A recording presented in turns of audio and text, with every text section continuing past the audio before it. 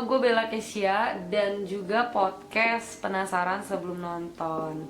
Jadi gue langsung aja ya bikin 2 kali daripada kerja 2 kali. Nonton film yang booming dan yang heboh ya.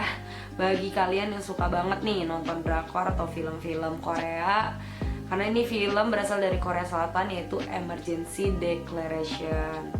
Nah, ini film kalian bisa nonton di Cinepolis, di CGV, dengan durasi 2 jam 18 menit. Sinopsisnya intinya ada seorang teroris yang berada di dalam pesawat dan pesawat itu terancam untuk mati semua lah yang ada di situ gitu.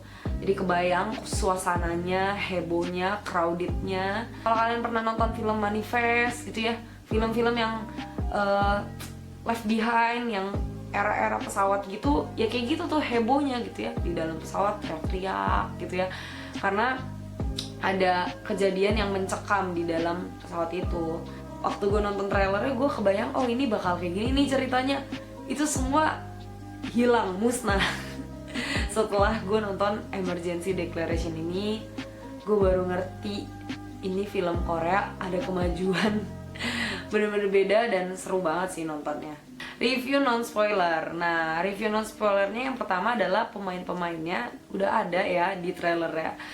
Isinya adalah pemain-pemain senior gitu. Jadi udahlah, Song Kang Ho, terus Kim Nam Gil, Im Si Won ya, Lee Byung Hun, udahlah.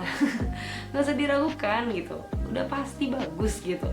Jadi udah kalau jalan ceritanya bagus, terus juga sinematiknya bagus, pemerannya sadis-sadis, gila-gila dan bagus, udahlah, ini bakal jadi film yang bagus. Katanya film ini tuh harusnya dirilis 2021 katanya, cuman nggak tahu ya kenapa, mungkin karena pandemi atau kejadian-kejadian yang lain, atau berbagai macam hal-hal yang perlu disempurnakan lagi dalam filmnya ya, jadi tayangnya mundur ke 2022. Yang gak gue suka adalah lama filmnya, itu sih lama ya. Ya mungkin gitu kali ya, gue juga waktu sebelum-sebelumnya nonton film Korea kayak Asphalt dan lain-lain gitu ya, yang memang Korea gitu, memang lama gitu, sekitar 2 jam gitu. Ya udah lah ya, mungkin itu jadi ciri khasnya mereka gitu. Nah, yang gue suka tanpa spoiler adalah mainnya dijelasin dengan jelas gitu, belakangnya sinematiknya bagus banget Korea. Jadi ada scene dimana ini ada di trailernya juga gitu ya, jadi gue nggak spoiler.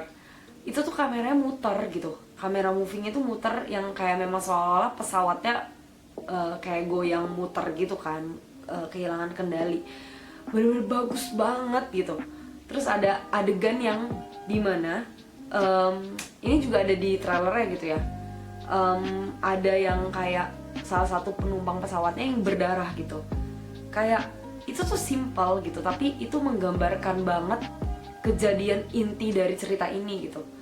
Jadi hal-hal simple yang menurut gue itu dikemas dengan cantik banget sama dunia perfilman Korea, sehingga menghasilkan satu gambar dan satu cerita yang menarik, sehingga kita jadi tahu, oh ini, oh ternyata gini, kayak gitu-gitu. Itu aja kayaknya ya yang gue bisa sharing untuk yang non spoiler ya, karena memang banyaknya pasti di spoiler ya gitu. Jadi buat teman-teman yang mau nonton, silahkan nonton, komen banget. Tapi kalau buat teman-teman yang penasaran nih sama spoilernya, boleh lanjut dengerin podcast ini atau video di channel YouTube aku ini, karena setelah ini gue akan spoiler gitu. Oke, 3, 2, 1, langsung. Oke, review spoiler. Jadi di dalam teror itu, terorisnya itu bukan bom, tapi virus yang disebarkan melalui semprotan-semprotan itu. Simple banget kan, cuman kayak gitu doang. Tapi gara-gara itu nyebar gitu ya lewat udara, virus itu tuh membuat orang-orang itu kayak batuk-batuk, demam tinggi, sampai mereka bisa muntah darah, atau kayak yang kejadian pertama tuh matanya bisa copot gitu. Cerita kemanusiawiannya itu loh guys, yang menurut gue perlu di highlight. Si Perdana Menterinya ini gitu ya, mau menyelamatkan setiap jiwa-jiwa yang ada di pesawat, tapi harus persetujuan sama presiden gitu. Dan emang relate banget karena ketika ngambil keputusan tuh ada meeting, ada perkumpulan antar penjabat-penjabat gitu dikumpulin gitu ya, kayak bener-bener relate lah. Dan itu bikin gue gemes gitu, kayak ih lama banget sih gitu, tolonglah diselamatin ini orang-orang gitu, kenapa sesusah itu sih gitu ya. Tapi memang sih bener-bener yang kayak Korea banget gitu ya, bahwa mereka tuh juga menjaga negara mereka dengan cara mereka nggak sembarangan ngambil keputusan. Karena ada virus itu, jadinya semua orang itu berusaha menyelamatkan dirinya masing-masing. Ada orang yang egois banget lah intinya di situ, bener-bener kayak relate banget, gue gemes banget gitu, kayak ya pokoknya gue mau selamat sendiri gitu kayak gitu.